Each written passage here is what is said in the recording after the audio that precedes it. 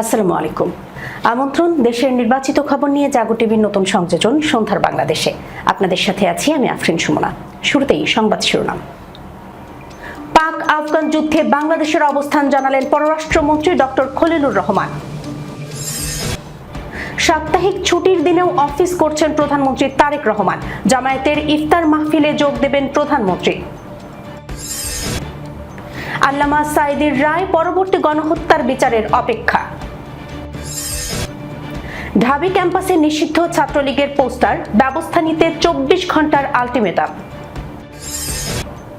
আওয়ামী লীগ কার্যালয় উদ্বোধনের ব্যানার পুড়িয়ে দিলেন বিএনপির নেতাকর্মীরা। কেন্দ্রীয় ব্যাংকের গভর্নর নিয়োগে সরকারের পদক্ষেপ দুর্বল ও অস্বচ্ছ, সিপিডি। জাতিসংঘের সাধারণ পরিষদের নির্বাচনে বাংলাদেশের পক্ষে প্রচার চালাবে ওআইসি, পররাষ্ট্রমন্ত্রী। ঈদে ভাড়া বাড়ানোর চেষ্টা করলে কঠোর ব্যবস্থা, শেখ রবিউল আলমের হুঁশিয়ারি। দর্শক, শিরোনাম শুনছিলেন, এবার জানিয়ে দিচ্ছি বিস্তারিত। পাকিস্তান ও আফগানিস্তানের মধ্যে চলমান সীমান্ত সংঘর্ষ ও যুদ্ধ পরিস্থিতিকে অত্যন্ত দুঃখজনক এবং কারো জন্যই মঙ্গলজনক নয় বলে অভিহিত করেছেন পররাষ্ট্রমন্ত্রী ডক্টর খলিলুর রহমান। তিনি স্পষ্ট করে জানিয়েছেন, এই বিষয়ে বাংলাদেশ প্রকাশ্যে কোনো পক্ষ নেবে না। রাতে সৌদি আরব থেকে ফিরে হযরত শাহজালাল আন্তর্জাতিক বিমানবন্দরে সাংবাদিকদের সঙ্গে আলাপকালে পররাষ্ট্রমন্ত্রী বলেন, পাকিস্তান আফগানিস্তান যুদ্ধ একটি দুঃখজনক ঘটনা। যুদ্ধ কারো জন্যই কোনো উপকার বয়ে আনে না। আমরা প্রকাশ্যে কোনো বক্তব্য দিচ্ছি না, তবে বন্ধু রাষ্ট্র হিসেবে আমরা তাদের বোঝানোর চেষ্টা করছি যে এমন যুদ্ধ কারো স্বার্থে নয়।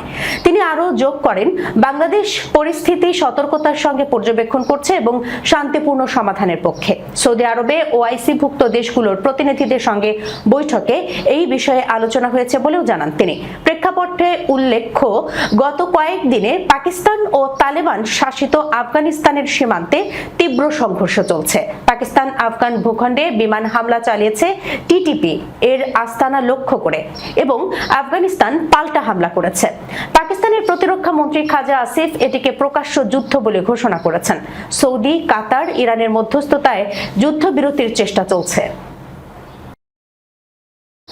সাপ্তাহিক ছুটির দিনেও অফিস করছেন প্রধানমন্ত্রী তারেক রহমান। জামায়াতের ইফতার মাহফিলে যোগ দেবেন প্রধানমন্ত্রী। সাপ্তাহিক ছুটির দিনেও অফিস করছেন প্রধানমন্ত্রী তারেক রহমান। আজ শনিবার সকাল 10:15 দিকে অফিস করতে তেজগাঁওয়ে প্রধানমন্ত্রী কার্যালয়ে প্রবেশ করেন তিনি। প্রধানমন্ত্রী কার্যালয়ে প্রবেশের সময় বিভিন্ন বিভাগের কর্মকর্তা কর্মচারীরা তাকে উষ্ণ স্বাগত জানান।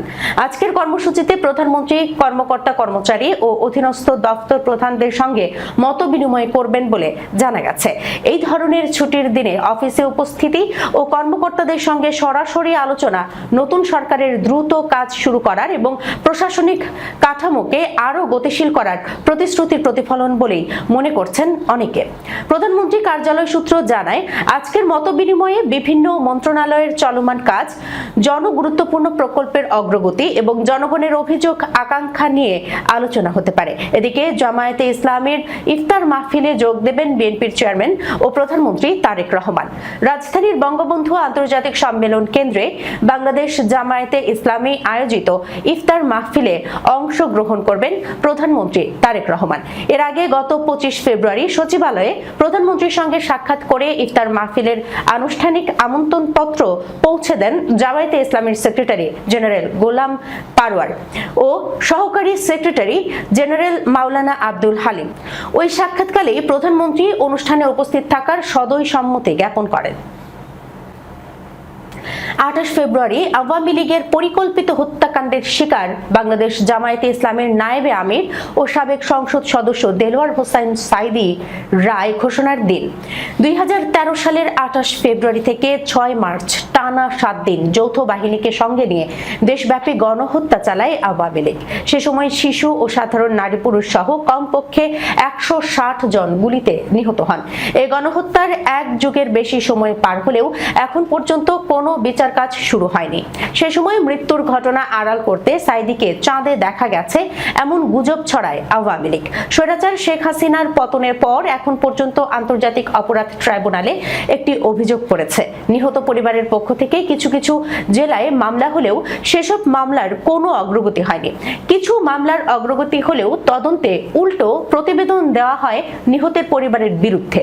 শেখ হাসিনার পতনের পর নিহত পরিবারের সদস্যদের সঙ্গে যোগাযোগ রাখছেন আল্লামা সাঈদীর পরিবারের সদস্যরা।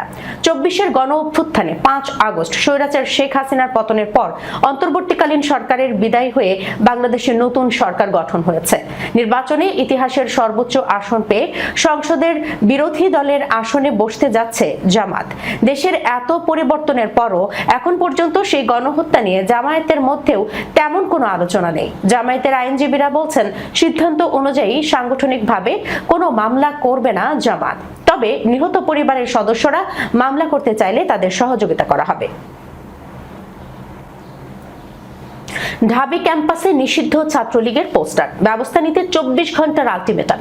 ঢাকা বিশ্ববিদ্যালয় ক্যাম্পাস এরিয়ায় নিষিদ্ধ ছাত্রলীগের পোস্টার লাগানোর প্রতিবাদ ও বিশ্ববিদ্যালয় প্রশাসনের গাফলতির জবাব চেয়ে প্রক্টর অফিস ঘেরাও করে ঢাকা বিশ্ববিদ্যালয় কেন্দ্রীয় ছাত্র সংসদ। এই সময় 24 ঘন্টার মধ্যে সিসিটিভি ফুটেজ চেক করে দায়ীদের শনাক্ত করে আইনের আওতায় আনার আলটিমেটাম দেন তারা। শনিবার দুপুর 1টায় প্রক্টর অফিসের সামনে অবস্থান নেন ডাকসুর নেতারা।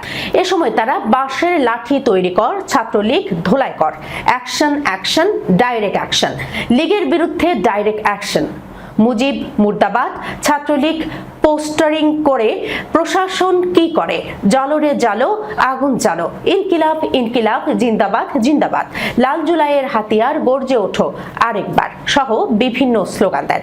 এরপর ক্যাম্পাসে নিষিদ্ধ ঘোষিত ছাত্রলীগের পোস্টার লাগানোর বিষয়ে প্রক্টর অফিসে ছাত্র প্রতিনিধিরা ঢাকার বিশ্ববিদ্যালয়ের প্রক্টর অধ্যাপক সাইফুদ্দিন আহমেদের সঙ্গে কথা বলেন। প্রক্টর অধ্যাপক সাইফুদ্দিন আহমেদ বলেন, পোস্টার কখন লাগিয়েছে আমি যদি জানতাম তাহলে তো ওরে ধরে ফেলতাম। আমি সিকিউরিটি অফিসারকে বলেছি প্রত্যেক দারোয়ানের পরিচয় বের করো এবং এস্টেট অফিস যেন এখনই ওদের বরখাস্ত করে। আমরা ওদের ডাকবো, প্রত্যেককে ওখানে কি হয়েছে। তিনি আরো বলেন, এবার আমরা কঠোর ব্যবস্থায় যাব। আমাদের চারুকলায় ওখানে দারোয়ান থাকে, কার্জন হলে দারোয়ান থাকে, কলা ভবনে দারোয়ান থাকে, তারপরও কিভাবে এরা লাগায়। আমি প্রভোস্ট এবং এস্টেট অফিসকে বলেছি এদের তালিকা তৈরি করো। প্রক্টর অফিস থেকে বের হয়ে সাংবাদিকদের ডাকসু সমাজসেবা সম্পাদক এবি জুবায়ের বলেন, নিষিদ্ধ সংগঠনটি গত রাতেই শুধু নয়, এর আগেও বিভিন্ন সময় ক্যাম্পাসে উস্কানিমূলক কাজ করেছে। তারা শেখ হাসিনার ছবি, ব্যানার টানানো এবং বিশ্ববিদ্যালয়ের গুরুত্বপূর্ণ গেটে তালা লাগানোর মতো কাজ করেছে, যা প্রশাসনের অবহেলার কারণেই তারা এসব করার সাহস পাচ্ছে।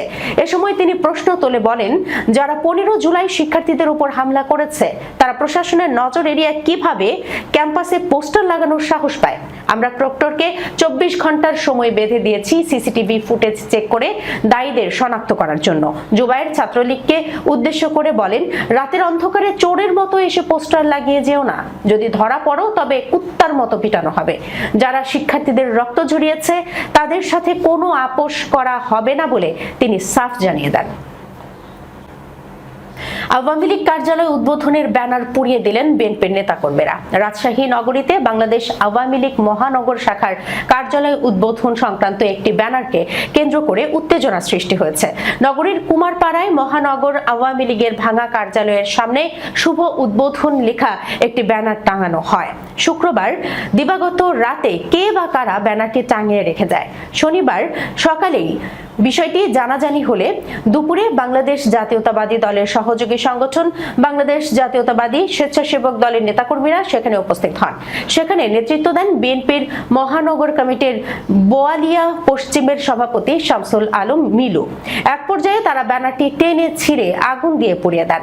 শামসুল আলম মিলু বলেন, খবর পেয়ে তারা ঘটনাস্থলে যান এবং পাশের একটি দোকানের সিসিটিভি ফুটেজ দেখে ব্যানার টাঙানো ব্যক্তিদের শনাক্তের চেষ্টা করেন, তবে চেহারা স্পষ্ট বোঝা যায়নি। পরে সঙ্গে থাকা কর্মীরা ব্যানারটি ছিঁড়ে আগুন দেন। বোয়ালিয়া মডেল থানার ভারপ্রাপ্ত কর্মকর্তা রবিউল ইসলাম বলেন, রাতের আধারে ব্যানারটি টাঙানো হয়, পরে সেটি পুড়িয়ে ফেলার ঘটনা ঘটেছে। কারা টাঙিয়েছে বা পুড়িয়েছে তা এখনো নিশ্চিত হওয়া যায়নি। সেন্টার ফর পলিসি ডায়ালগের গবেষণা পরিচালক ডক্টর খন্দকার গোলাম মোয়াজ্জেম হোসেন বলেছেন, কেন্দ্রীয় ব্যাংকের গভর্নর নিয়োগের ক্ষেত্রে বর্তমান সরকার একটি দুর্বল ও অস্বচ্ছ পদক্ষেপ নিয়েছে। তার মতে এত গুরুত্বপূর্ণ একটি পদে নিয়োগের প্রক্রিয়া আরো শক্ত, গ্রহণযোগ্য ও স্বচ্ছ হওয়া উচিত ছিল। শনিবার দুপুরে রাজধানীর ধানমন্ডিতে সিপিডি কার্যালয়ে আয়োজিত সংবাদ সম্মেলনে এক প্রশ্নের জবাবে তিনি এসব কথা বলেন। সংবাদ সম্মেলনে বর্তমান সরকারের 180 দিনের পরিকল্পনা, অর্থনৈতিক ও সামাজিক খাতে নীতি, ভাবনা ও করণীয় নিয়ে বিস্তারিত আলোচনা তুলে ধরা হয়। ডক্টর মোয়াজ্জেম বলেন, কেন্দ্রীয় ব্যাংকের গভর্নর পদটি দেশের আর্থিক স্থিতিশীলতার সঙ্গে সরাসরি সম্পর্কিত।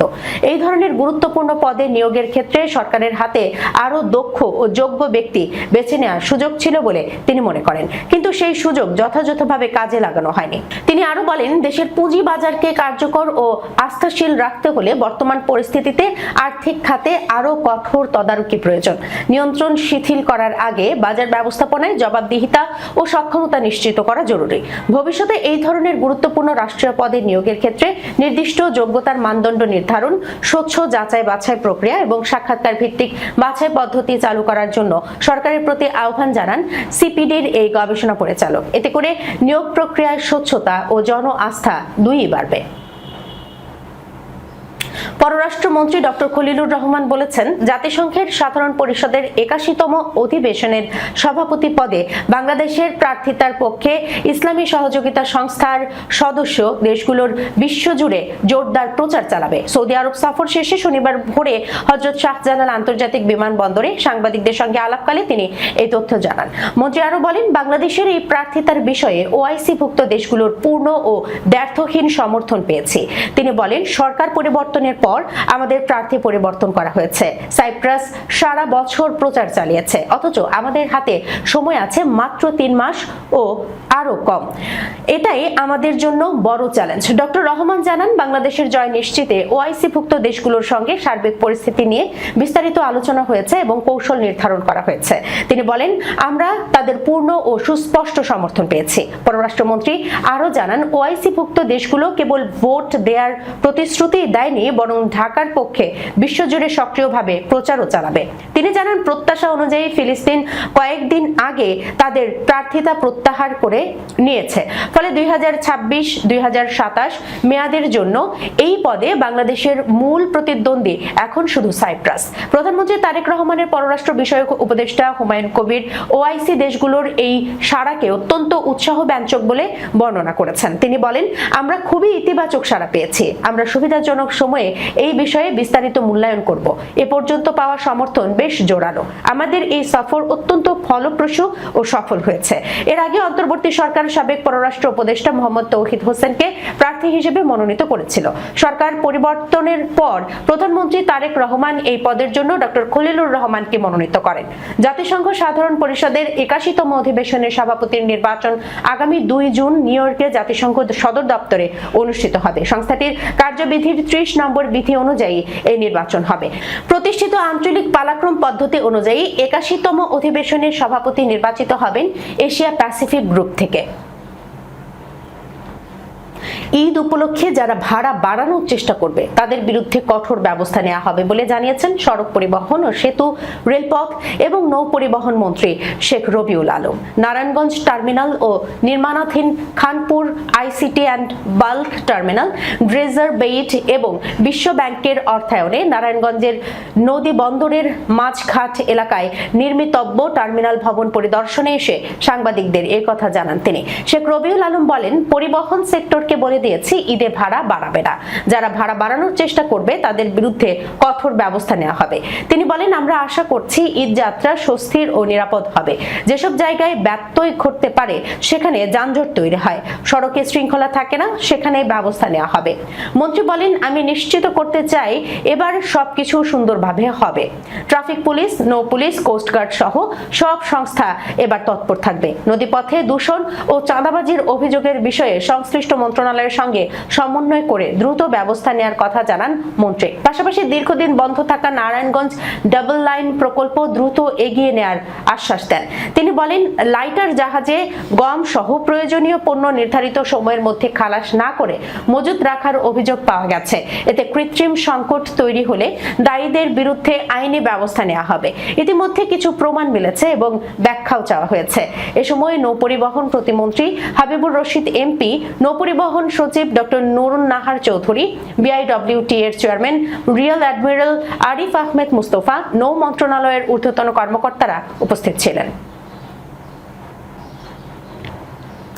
দর্শক, এই ছিল এখনকার মতো সন্ধ্যার বাংলাদেশে। যাবার আগে শিরোনামগুলো জানাচ্ছি আরো একবার।